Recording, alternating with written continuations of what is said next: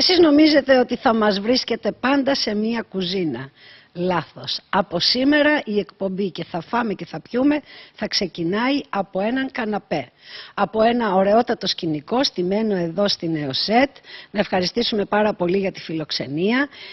Παρέα με την Άννα την Καριστιανού, η οποία βρίσκεται αυτή τη στιγμή δίπλα μου με την ιδιότητα, με την άλλη της ιδιότητα, με την ιδιότητα της διαιτολόγου.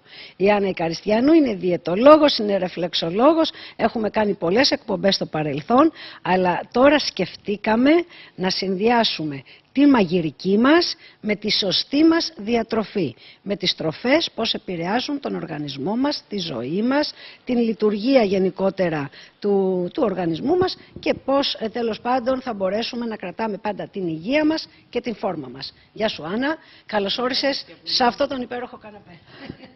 Να είστε καλά, να πω κι εγώ τις ευχές μου για μια επικοδομητική χρονιά. Σε όλους, προσωπικά σε σένα, στους τηλεθεατές μας, σε όλους μας, γιατί είναι πάρα πολύ βασικό να είμαστε καλά για να μπορούμε και να ακούμε τις συμβουλές των άλλων, αλλά και να μαγειρεύουμε σωστά. Και να τρώμε και σωστά.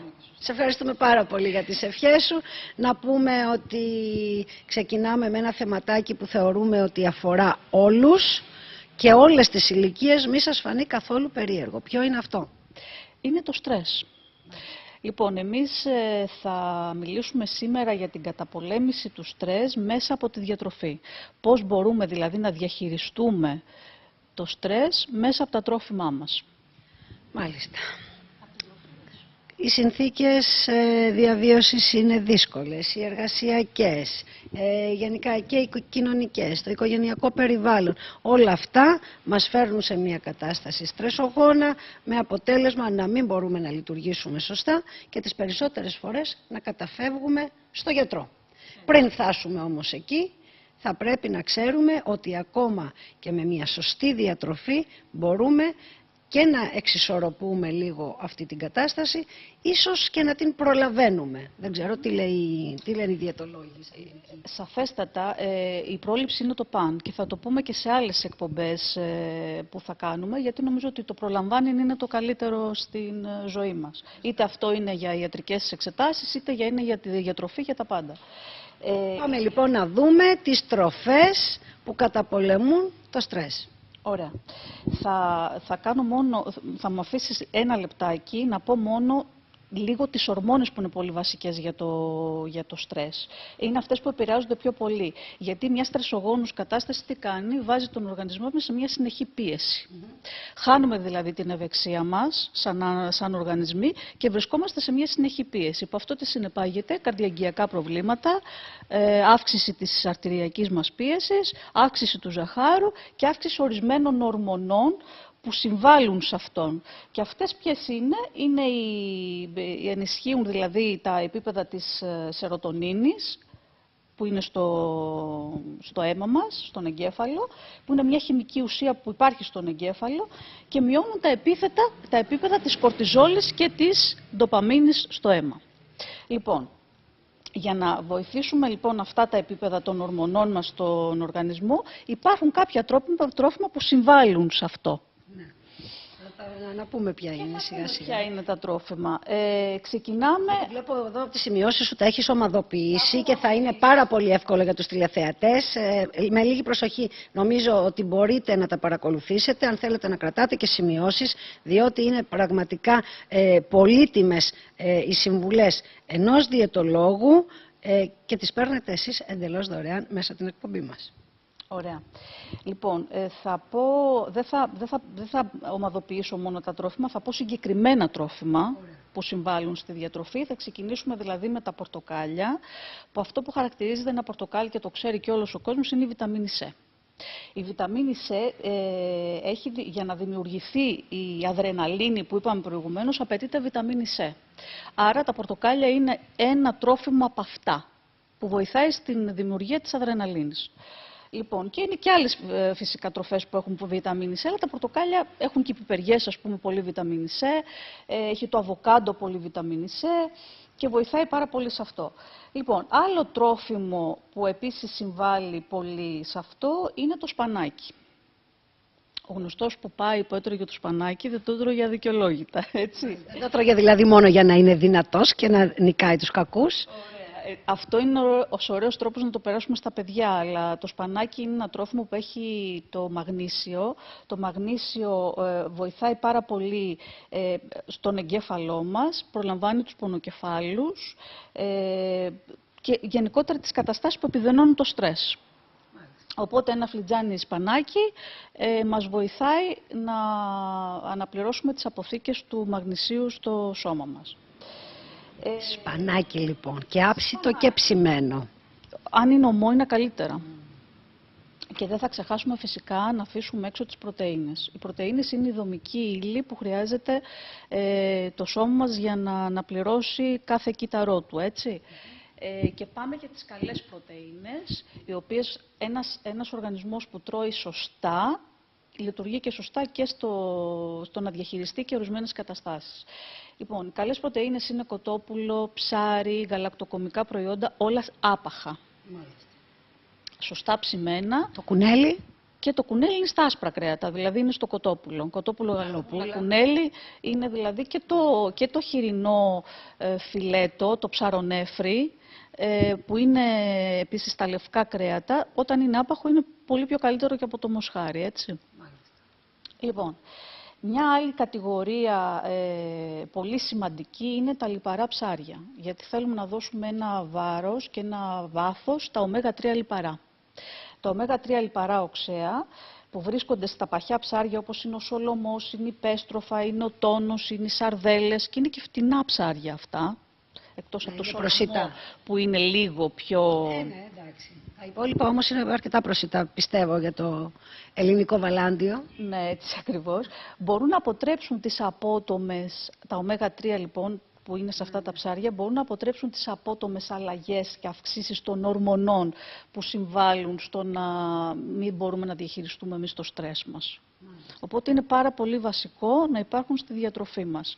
Και θα περάσω και στο αβοκάντο αμέσως μετά, που είναι ένα τρόφιμο που έχει επίσης ω3 λιπαρά, έχει και βιταμίνη ε και επίσης βοηθάει σε αυτή την στρεσογόνο κατάσταση, ενάντια σε αυτή τη στρεσογόνο κατάσταση που μπορεί να έχει το σώμα. Μάλιστα, και επειδή ξέρω τα υλικά της συνταγής που θα ακολουθήσει, από ό,τι έχω καταλάβει εδώ πέρα, μας προετοιμάζει η Άννα, μας μιλάει για σπανάκια, μας μιλάει για αβοκάντο, όλα αυτά που λέμε. Κρατάτε τα εσείς, διότι θα είναι τα υλικά της συνταγής που θα χρησιμοποιήσουμε αμέσως μετά. Και συνεχίζουμε. Και συνεχίζουμε. Λοιπόν, είπαμε για το αβοκάντο, δεν θα ξεχάσουμε βέβαια ότι έχει και κάλιο, που το κάλιο κρατάει σταθερή την πίεση στο αίμα μας. Οπότε είναι ένα τρόφιμο που μπορούμε να το έχουμε και στην καθημερινότητα στη διατροφή μας. Ένα άλλο που δεν θα το πω τρόφιμο, είναι βότανο ρόφημα, είναι το μαύρο τσάι,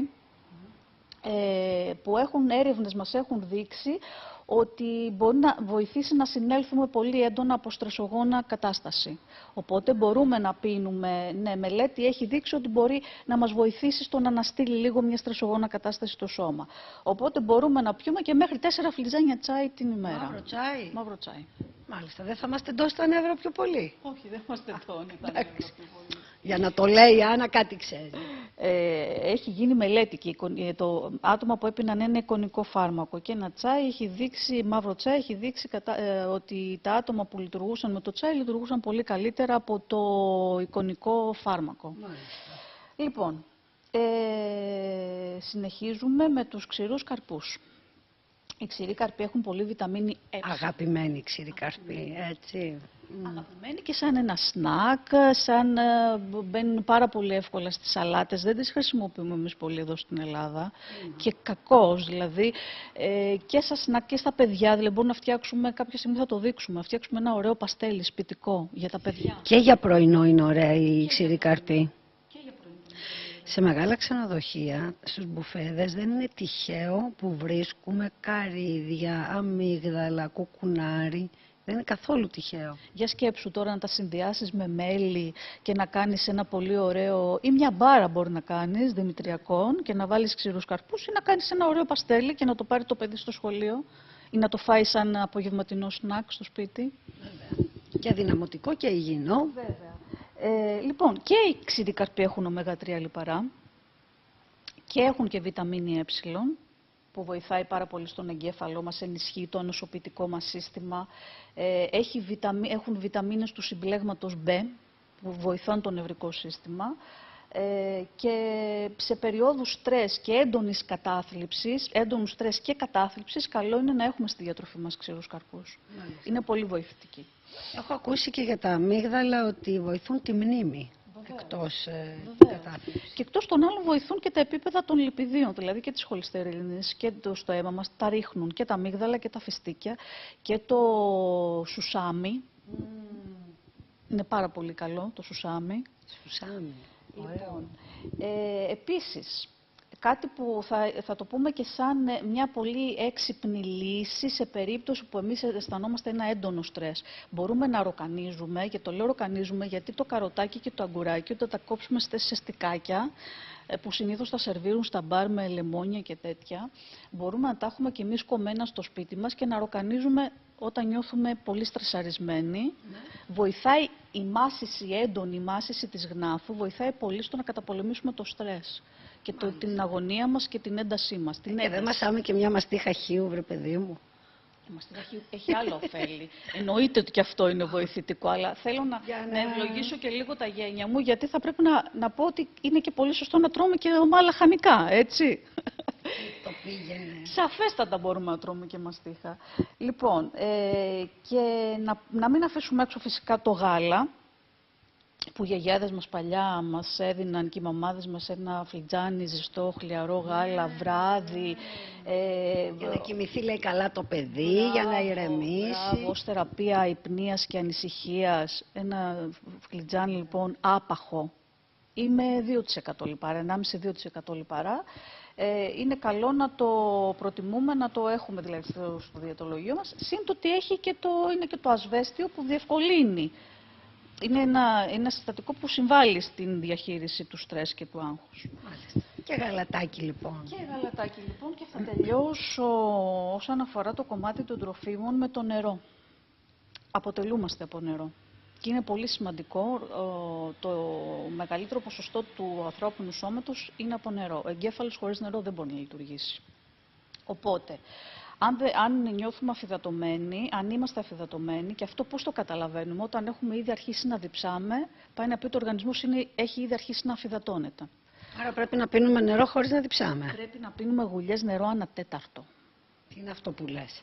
Και θα κουβαλάμε μαζί μας το παγουρίνο μας. Ναι, θα κουβαλάμε μαζί μας ένα μπουκαλάκι νερό. Δηλαδή θα πρέπει να ενυδατώνουμε συνέχεια τον οργανισμό ή τουλάχιστον να πίνουμε καθαρό νερό γύρω στο 1 με 1,5 λίτρο. Πάντα αυτό παίζει ανάλογα με τα κιλά και την ηλικία. Δηλαδή ένα παιδί δεν μπορεί να πιει την ίδια ποσότητα νερού με έναν ενήλικα. Αλλά είναι πάρα πολύ βασικό γιατί η αφυδάτωση φέρνει κούραση, φέρνει υπνηλία. Μάλιστα. Θα πρέπει να ενυδατώνουμε τον οργανισμό μας νερό. Και θα τελειώσω με αυτό λέγοντας ότι πάρα πολύ σημαντικό κατά των ορμονών του στρες είναι και η άσκηση. Μάλιστα. Και λέγοντας άσκηση δεν ξέρω τώρα, δεν θα πω πηγαίνετε τρέξτε στα γυμναστήρια, αν και αυτό είναι το ιδανικό. Μπορούμε όμως να κάνουμε ένα ποδήλατο, να περπατήσουμε μισή ώρα, να κολυμπήσουμε, που εμείς δόξα τω Θεώ εδώ έχουμε καθαρές θάλασσες. Ακόμα και τώρα Οκτώβρης είναι, κολυμπάμε. Κολυμπάει ο κόσμος, άρα το σημαντικό είναι να έχουμε και το σώμα μας καθαρό και το μυαλό μας καθαρό για να μπορούμε να διαχειριστούμε το στρες. Για ευεξία λοιπόν και για καταπολέμηση του στρες ξεκινάμε από τη διατροφή. Προχωράμε να συμπληρώσουμε με το νερό και να καταλήξουμε στην άσκηση. Αν όλες ευχαριστούμε πάρα πολύ. Δεν φεύγει, δεν την αφήνω να φύγει, διότι όλα αυτά που είπε πρέπει να τα υλοποιήσει κιόλας. Πάμε λοιπόν να φτιάξουμε μία συνταγή σε μια υπέροχη κουζίνα νέο σετ από εδώ, από την οδό Κουντουριώτου. Δεν φεύγει κανείς.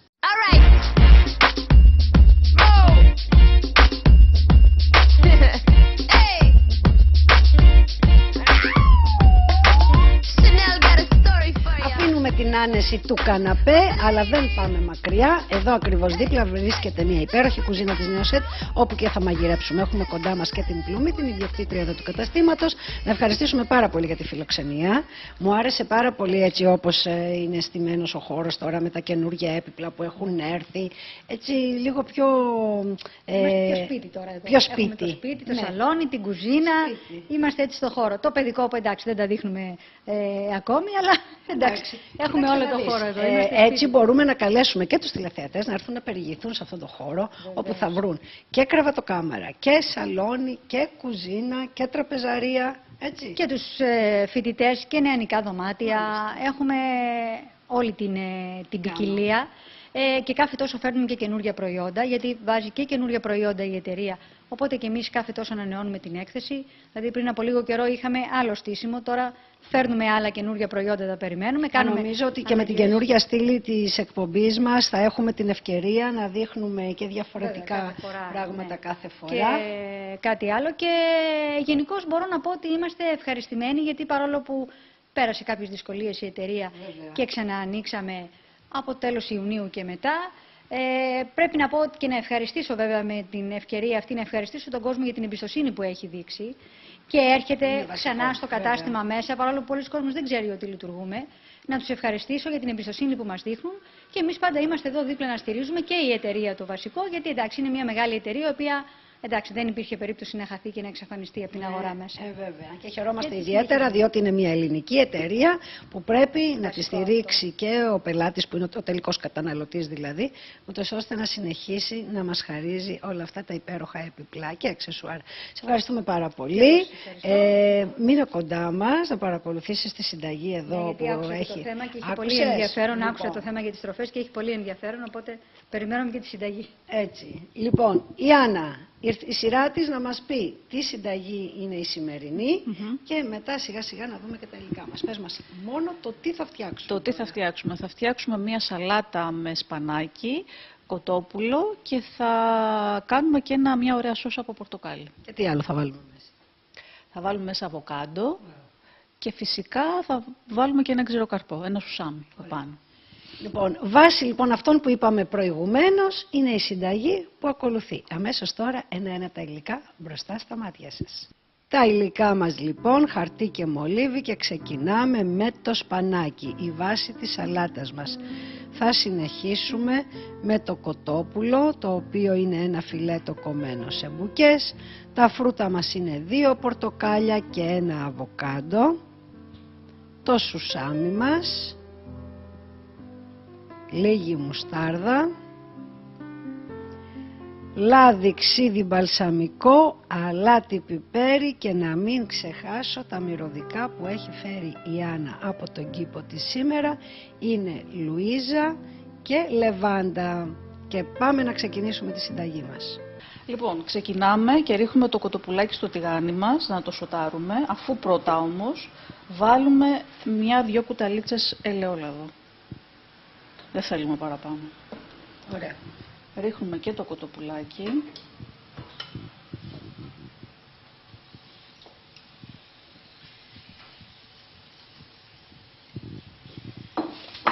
Και θα βάλω και τα μυρωδικά μου.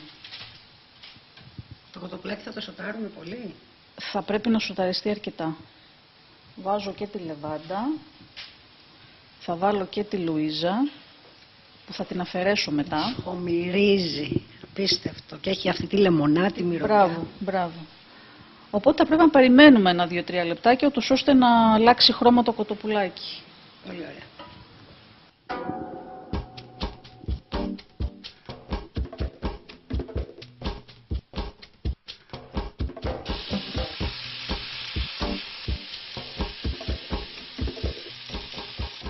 Κοντεύει από ό,τι βλέπω. Σε αυτή τη φάση που έχει αλλάξει χρωματάκι, θα βάλουμε το αλατάκι και θα τρίψουμε και φρέσκο τριμμένο πιπεράκι. Και θα το περιμένουμε λίγο ακόμα, γιατί στην ουσία αυτό είναι το μαγείρεμά του. Μάλιστα. Να πούμε ότι και το κοτόπουλο μαγειρεύεται πολύ εύκολα, αλλά και για να είναι ασφαλές στο να το καταναλώσουμε πρέπει να είναι και καλά ψημένο. Πολύ σωστά. Εδώ να σας πω ότι η κουζίνα έχει πλημμυρίσει μυρωδιές. Η Λεβάντα και η Λουίζα μας έχουν σπάσει τη μύτη. Τι να κάνουμε όμως, υπομονή, διότι σε λίγο θα φάμε. Λοιπόν, και τώρα έφτασε η ώρα να σβήσουμε το κοτοπουλάκι με το πορτοκάλι. Το ένα από τα δύο. Και είναι και ζουμερά τα πορτοκάλια. Ναι, ήταν πολύ ωραία. Τα βρήκα στο μανάβικο του Key Food.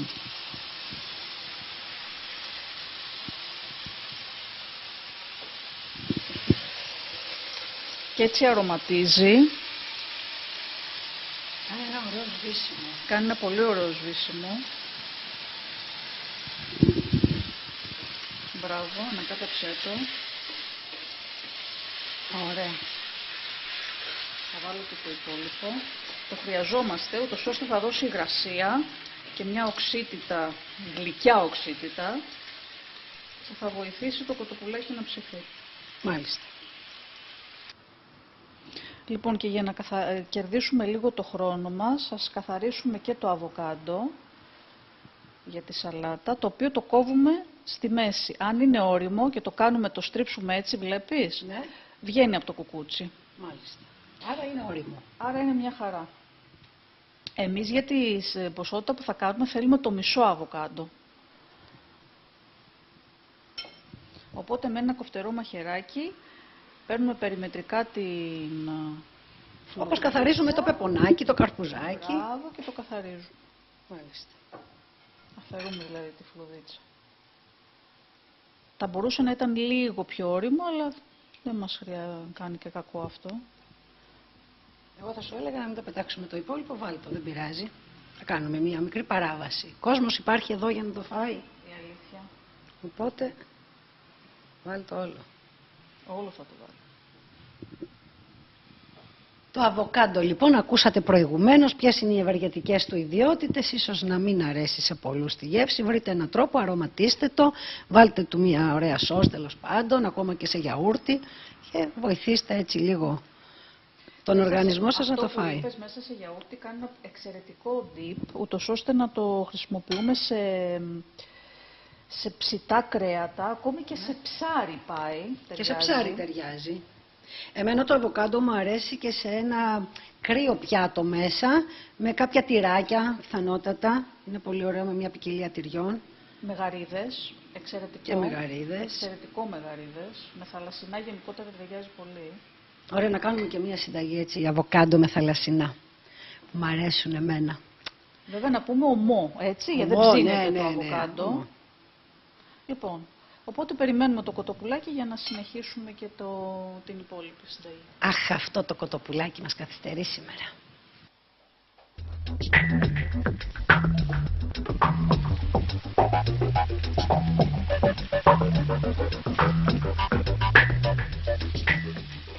Λοιπόν, τώρα έχει αρχίσει και γλασάρει αρκετά το κοτοπουλάκι.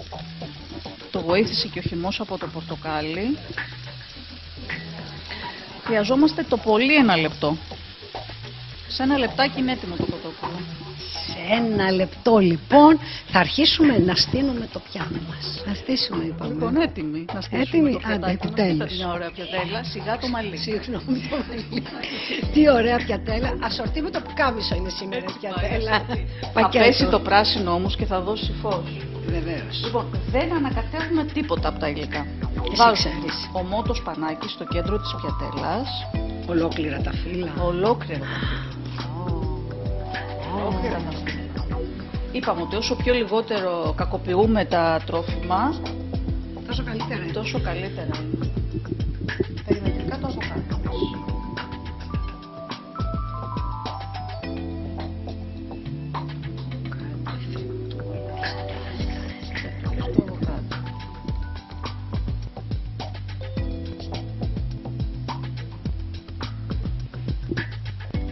Σαν πίνακα ζωγραφικής αρχίζει να συμπληρώνεται σιγά σιγά και να πούμε ότι ένας πίνακας ζωγραφικής είναι ωραίος βέβαια να τον βλέπουμε. Αυτό εδώ όχι μόνο θα το απολαύσουμε, αλλά θα ξέρουμε ότι τρώμε και τροφές οι οποίες βοηθούν στην ευεξία μας, στην καταπολέμηση του στρες, όπως μας είπε νωρίτερα η Άννα. Οπότε, Κοίτα τι ωραίο που έχει γίνει το πολύ ωραίο. Έχει γλασάρι, έχει γίνει καταπληκτικό. Εγώ λέω να αφήσω και τα βότανα που είναι πάνω. Να τα αφήσεις, βέβαια.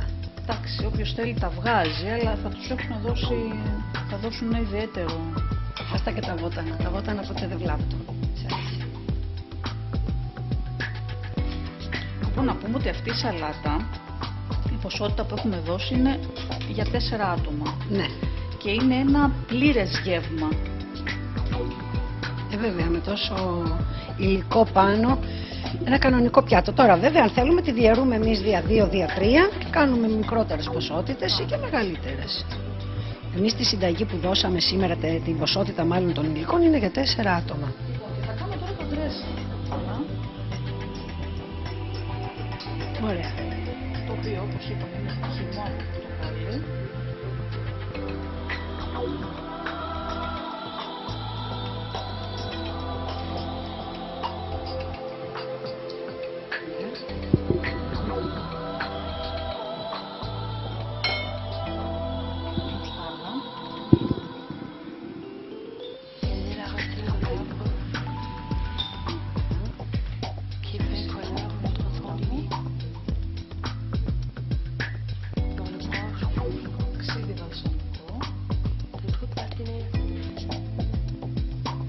Δείτε τι ωραία, αν δεν έχετε σέικερ. Ένα βαζάκι σίγουρα έχετε στο σπίτι όλοι. Και έτσι έχουμε ένα πάρα πολύ Κοίτα πως ωραίο νόστιμο είναι. dressing. Το σουσάμι μετά στα τέλος. Μετά για να κολλήσει.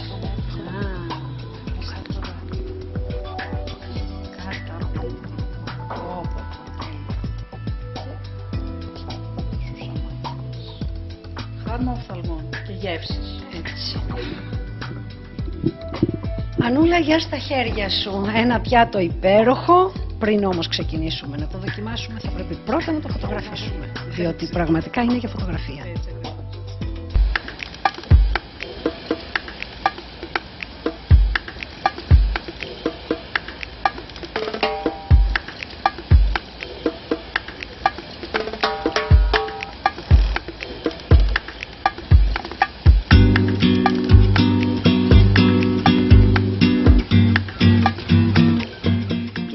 Φυσικά ξεκινάει με ένα αναψυκτικό διαιτητικό, έτσι όπως απαιτεί η σημερινή ημέρα, στην υγειά μας. Υγειά μας, καλό χειμώνα. Καλό χειμώνα, κορίτσια, αν και ακόμα καλοκαιράκι. Καλό χειμώνα, με κοντομάνικα το λέμε. Εντάξει, Εποχιακά. Ωραίο, Λίγο ginger χρειάζεται. Και ταιριάζει και με τη συνταγή το ginger. Βέβαια. Λοιπόν, ποια θα βοηθήσει εδώ να φάμε? Εγώ θα σε βοηθήσω. Εσύ, για να δούμε. Εγώ. Λοιπόν, και κοτόπουλο και αβοκάντο και σπανάκι. Και σπανάκι. Τα χωράει πιστεύω το στόμα. Μμμ. Έμεινε το κλαδάκι, δεν με πειράζει. Βάλε και λίγο χεράκι. Καταπληκτικά. Μπορείτε να φύγετε. Συγγνώμη. Κορίτσια, δοκιμάστε και εσείς, τι μόνο εγώ θα τρώω. Θα δοκιμάσουμε κι εμείς. Θες να δοκιμάσουμε κάμερα, μετά θα δοκιμάσουμε. Τώρα θα δοκιμάσουμε. Ωραίο μυρωδάτο. Έχει αυτό το λεμονάτο της Λουίζας και του πορτοκαλιού. Το όξινο από το μπαλσαμικό. Το βουτυράτο από το αβοκάντο. Τυράτο από τα μπουκά. Πολύ ωραία ισορροπία. Ωραίο. Καταπληκτικό πιάτο, κορίτσια, χαράς Ευαγγέλια για σας που τρελαίνεστε με τις σαλάτες και που προσέχετε τη διατροφή σας, προσέχετε τη γραμμή σας. Ευχαριστούμε πάρα πολύ την Νεοσέτ, την Πλουμή τη Φουρτούνα, την Άννα την Καριστιανού για την υπέροχη συνταγή, όλες και όλες εσάς που ήσασταν πάλι σήμερα μαζί μας. Μην φύγετε, γιατί αφού τελειώσουμε από τα μαγειρέματα έχουμε να πάμε και βόλτα στην αγορά.